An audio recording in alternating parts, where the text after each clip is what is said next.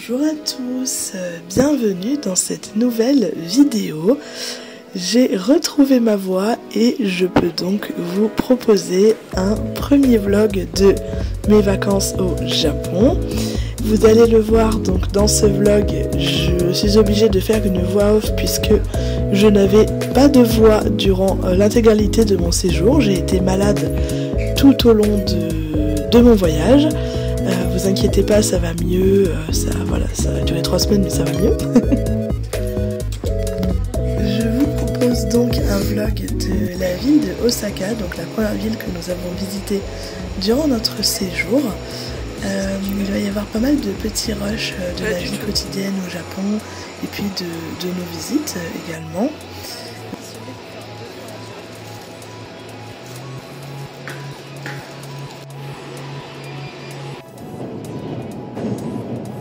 Là donc on se dirigeait avec la navette donc vers Tokyo et de Tokyo on prenait donc le Shinkansen pour aller à Osaka. J'avais très envie de faire cette vidéo du Shinkansen qui arrive en gare. C'était trop mon objectif de ces vacances. J'ai pris pas mal de vidéos des transports en commun qui m'ont assez impressionné au Japon d'ailleurs. Très calme. Très paisible, enfin, incroyable, pas du tout comme à Paris. Nos premières courses au 7-Eleven, il est 21h. On est arrivé à Osaka et on va aller faire les courses. Expérience combinée. Expérience combinée.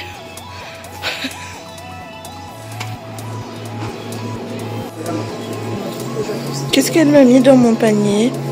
C'est de l'alcool? Ah. Ça c'est du calpis, ça c'est du jus de litchi salé. Ouais. J'ai aucune idée si c'est bon. On va être malade, ok. Et donc tu retentes. Je retente l'eau pétillante citronnée. Citronnée. Ah, au goût de rien. Il y a des fruits au lait aussi.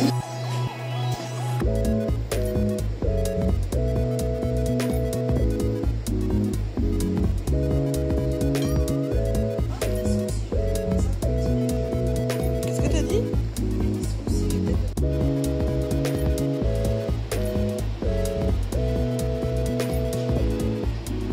Est-ce que tu... T'as pas aussi. Ça se remplit. Elle se fout de ma gueule.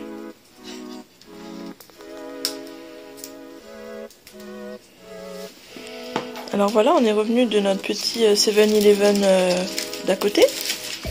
Puis on a pris plein de trucs.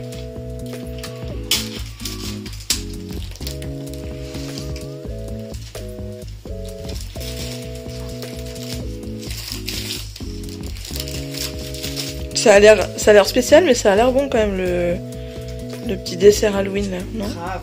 Moi ça me tente trop. Ouais. Nous sommes actuellement mardi matin et nous voilà partis pour la première journée au Japon. Donc aujourd'hui c'est temple, histoire de bien commencer le séjour. Nous voici donc dans un premier temps devant le sanctuaire Sumiyoshi Taisha, qui était donc notre première visite officielle. C'est un énorme sanctuaire avec une petite rivière, un très joli pont et même avec des carpe koi. Alors je suis très contente d'en avoir vu au Japon parce que c'est vraiment un mood Japon quoi. Enfin vraiment les carpe koi ça représente bien le pays et la culture asiatique. Et voilà donc le fameux pont qui est très connu à Osaka et qui est assez photographié d'ailleurs sur les réseaux sociaux. J'ai été contente de le voir en vrai et de pouvoir moi aussi faire ma petite photo.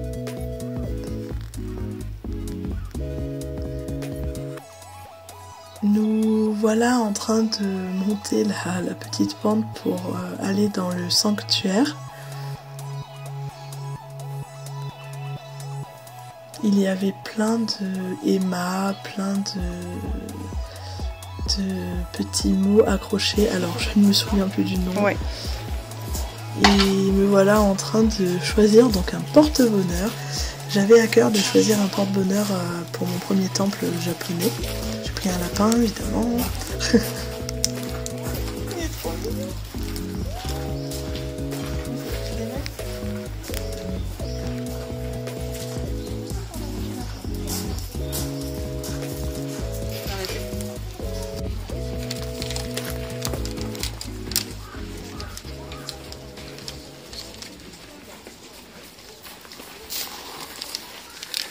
Je pense comme ça, c'est bien. Ouais.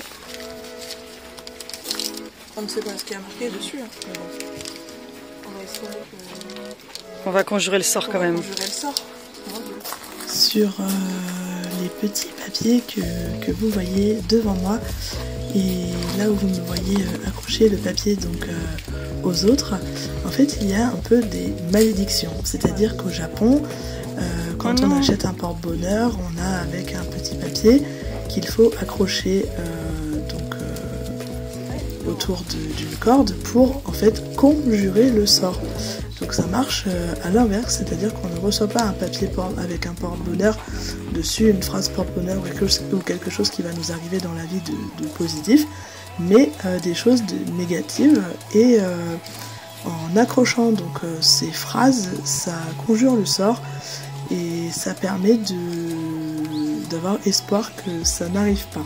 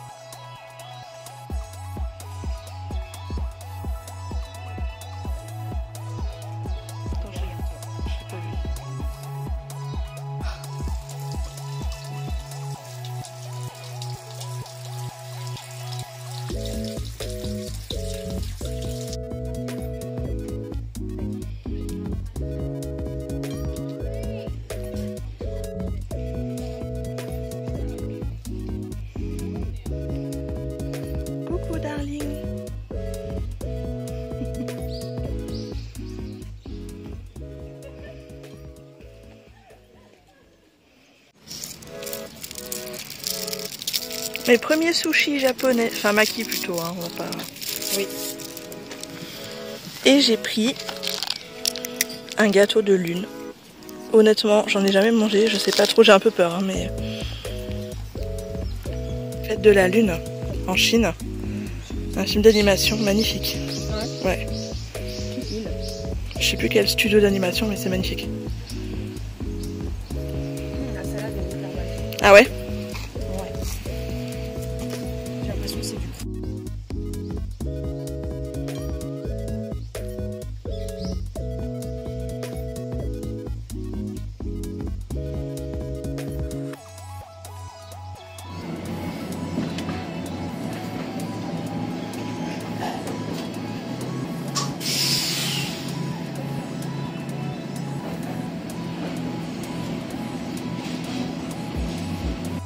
Beaucoup aimé les petites particularités au Japon, et notamment les tout petits cimetières qu'on retrouve dans des quartiers modernes des villes.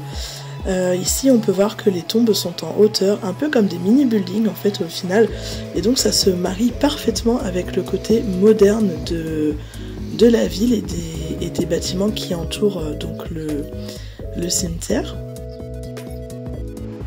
Pour continuer notre journée visite, nous sommes allés au fameux temple Shitennoji. Donc cette fois-ci c'est un temple bouddhiste. Il y avait pas mal de petits temples dans le temple. C'était assez sympa, c'était vraiment intéressant.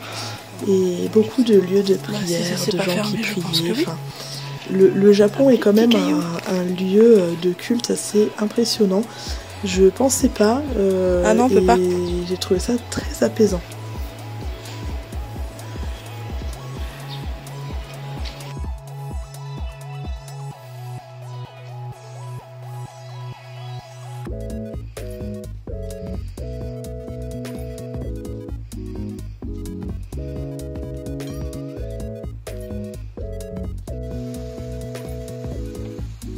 On a croisé des petites tortues, c'était assez insolite comme spectacle, qui se doraient la pilule, clairement, au soleil, voilà, tranquillement.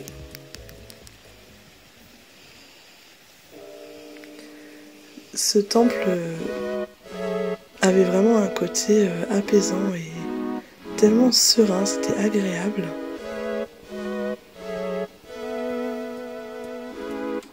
Pour terminer donc notre journée visite, nous sommes allés au temple Isshin-ji, qui est donc un temple bouddhiste qui est au milieu d'un cimetière bouddhiste également. C'est un des plus vieux cimetières de la ville d'Osaka. C'était assez émouvant et j'ai vraiment beaucoup aimé cet endroit. Je dirais que tous les temples et les sanctuaires, même les parcs au Japon, sont apaisants, reposants. Il n'y a pas de bruit. Les gens sont extrêmement respectueux. Ça fait beaucoup de bien de se balader au sein de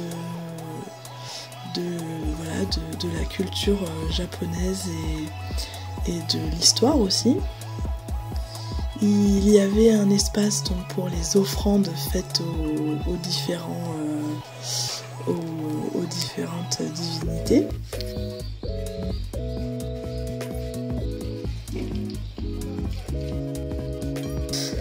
Le cimetière était petit mais grand à la fois.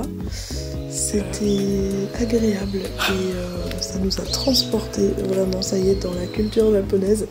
On y était. Là, on s'est dit, ça y est, on est vraiment au Japon. Et c'est parti, quoi. Pour 15 jours à s'en prendre plein la vue.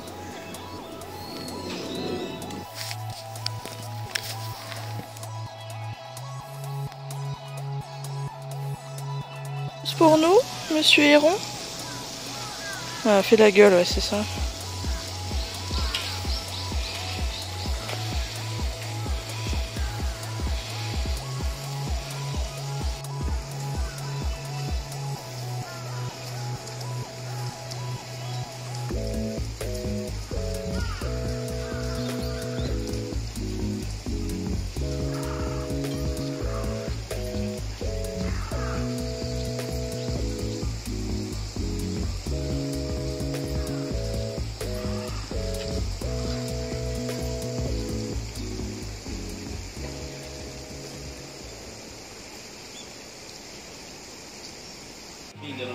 Le soir de cette première journée, nous sommes allés dans un restaurant spécialisé dans les okonomiyaki et on a goûté les okonomiyaki de Osaka, les vrais okonomiyaki. On était très contente parce que c'était un tout petit restaurant vraiment traditionnel japonais avec deux salaryman en train de manger et puis nous au comptoir, quoi. C'était vraiment hyper agréable.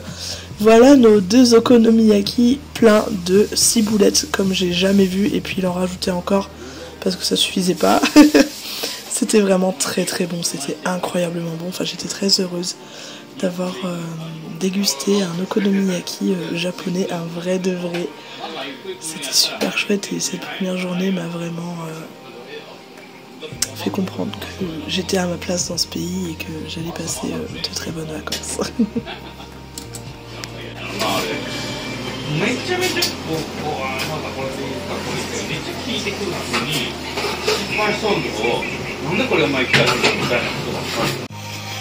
Mercredi, c'était donc une journée visite également et nous sommes allés au château de Osaka, monument très très connu au Japon évidemment. Il y avait pas mal de monde, donc on s'est vite éclipsé et puis on a fait le tour du château. Le château est entouré d'un très grand parc et d'un petit lac qui eux-mêmes sont entourés de buildings et je suppose du quartier des affaires. C'était calme et agréable et je dis ça tout le temps dans ma vidéo mais c'est tellement vrai en même temps.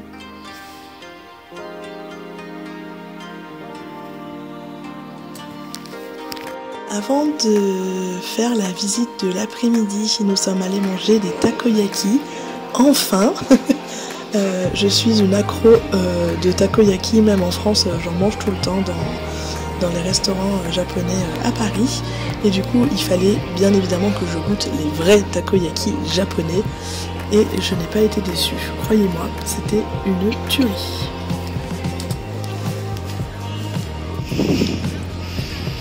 On va à l'aquarium. Notre mercredi après-midi était consacré à l'aquarium d'Osaka. C'est donc le plus grand, le plus beau et le plus connu du Japon. Il se trouve sur la baie d'Osaka. Évidemment, c'était à l'opposé de notre logement, mais on a un petit peu vu la mer. Voilà, c'était agréable. Bon, c'est portuaire, hein, donc c'est pas très beau, mais ça nous a fait une petite escapade sympathique, je dois dire. Une fois entré dans l'aquarium, on passe tout de suite sous un tunnel avec plein de poissons. Et moi qui adore les animaux marins, là ça y est, j'en ai eu pour mon argent. J'étais super contente. Et les poissons étaient très très très beaux, ils avaient l'air très heureux d'être là. Ils ont l'air également d'être très bien soignés, donc c'est assez rassurant. Mais vous allez le voir, les règles ne sont pas pareilles qu'en Europe, donc ils ont des poissons différents des nôtres. Voilà.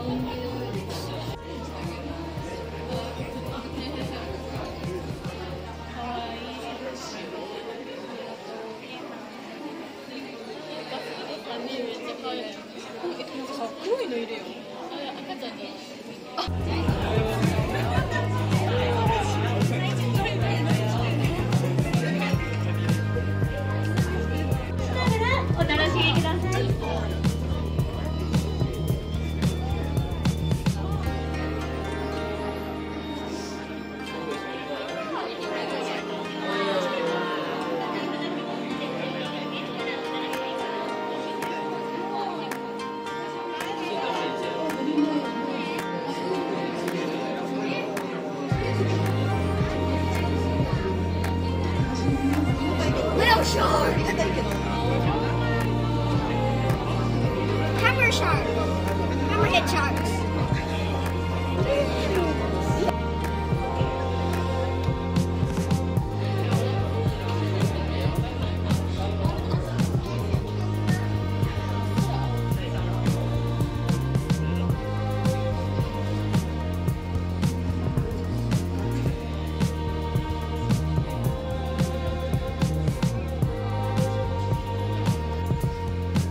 Pour terminer notre journée à l'aquarium, nous sommes allés dans le grand centre commercial juste à côté où ils avaient aménagé des fausses rues japonaises. Même au Japon, ils font des fausses rues japonaises. Mais c'était trop bien, franchement, c'était hyper réaliste, je trouvais. Et c'était sympa de se balader là-dedans. Aïe aïe aïe, tu veux me montrer l'autre derrière? Et où ça? Bah, de l'autre côté. Ah oui.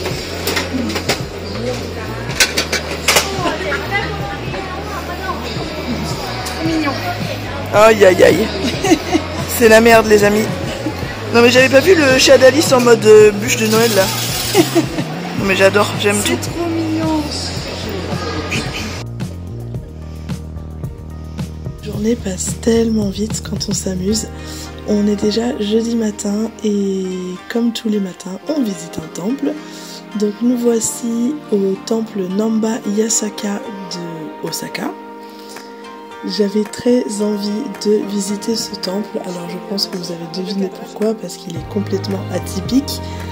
Cette espèce de tête de dragon qui fait hyper peur.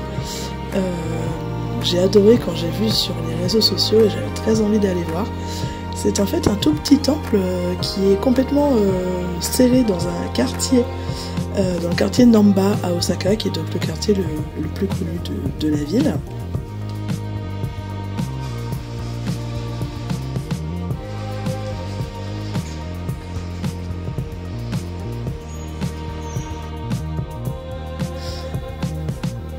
Et nous voilà donc au café Belle Époque, donc le café où on avait réservé notre brunch. Café que je recommande si vous êtes de passage à Osaka et que vous passez par Namba. Alors c'est pas vraiment japonais comme nourriture, mais c'était tellement bon. Mais tout était extrêmement bon, j'étais étonnée, enfin non mais étonnée non parce que tout est très bon au Japon, mais j'ai été waouh, enfin mes papilles en ont pris plein la vue, j'allais dire, mais moi j'en ai pris plein la vue, plein de papilles, et c'était incroyable. Et puis on a fêté l'anniversaire de Yumi, c'était le 20 octobre, mais on a envie de le fêter aussi ce jour-là, au brunch. Et donc elle a soufflé ses bougies, et puis on a profité toutes les deux de ce moment. On était toutes seules dans le restaurant et les serveurs étaient aux petits soins et c'était super agréable.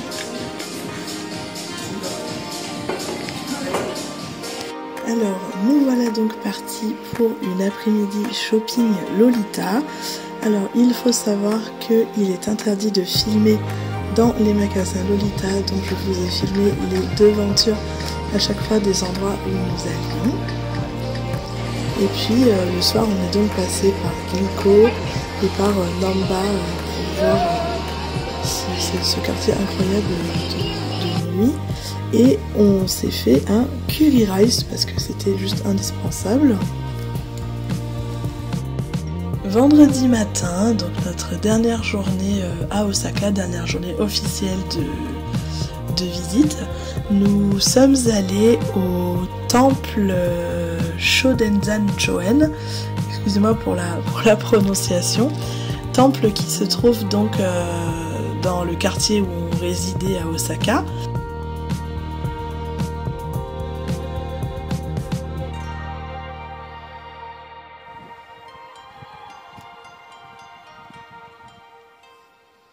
Le temple se trouve en hauteur, donc c'est très agréable, et dans le fond là-bas, le grand bâtiment, eh bien c'est la station de métro où on allait tous les jours. Et en parlant de métro, me voilà donc partie pour Kobe.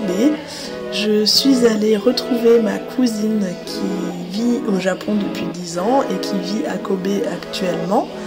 Je ne l'avais pas vue depuis 10 ans, donc c'est une journée très importante pour moi. Ma meilleure amie est allée se faire tatouer ce jour-là, donc on a fait une journée séparée durant le voyage et ça m'a beaucoup appris. J'ai été étonnée de moi-même d'aller voilà, dans une ville que je ne connais pas, d'y aller toute seule sans parler anglais ni japonais. Les voyages forment la jeunesse et je crois que durant cette journée, j'ai pu le confirmer. Ça fait grandir de faire ce genre d'expérience. Me voilà à Kobe, donc j'ai retrouvé ma cousine et puis on a décidé de passer une journée proche de la mer dans un centre commercial. Il n'y avait pas beaucoup de monde dans cette ville, c'était vraiment agréable. Il est trop beau, mais ça coûte un peu cher, mais tous les ans on le fait pour notre anniversaire. Depuis quelques semaines. Trop cool. On est allé manger des sushis, donc les fameux restaurants avec les tapis roulants. C'était mes premiers sushis japonais et ils étaient très bons. J'ai vraiment apprécié ce moment vraiment. Et puis après, on a découvert un centre commercial exclusivement sur le thème de Anpaman, qui est la mascotte des enfants au Japon. Enfin, apparemment, c'est quelque chose d'assez incroyable. Et pour en faire un centre commercial, je suppose que c'est très très connu et très apprécié. En tout cas, il y a absolument tout ce qu'on veut sur cette petite mascotte. Et en parlant de mascotte, je me suis fait un petit plaisir et je suis allée à la boutique Sylvanian Family de Kobe. Elle est adorable. Voilà pour cette vidéo et je vous retrouve très bientôt pour un nouveau vlog du Japon. Bye bye!